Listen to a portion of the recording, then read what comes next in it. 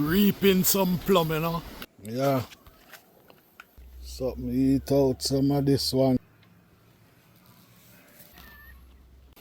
Yeah man, this picker make my life easier, you know. It's a tall stick and it can be extended right here.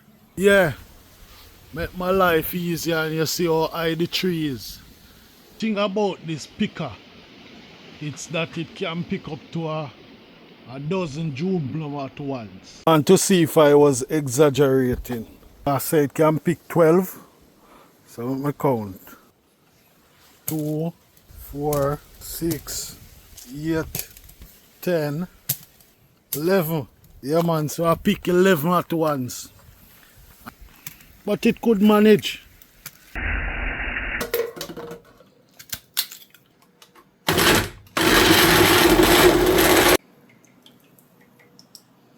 Yeah man, go and prepare some ginger and celery.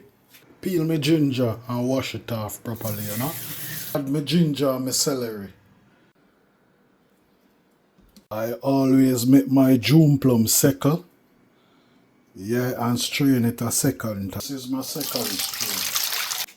After finish blending and clean up, throw out my juice. Oh, bumper clot.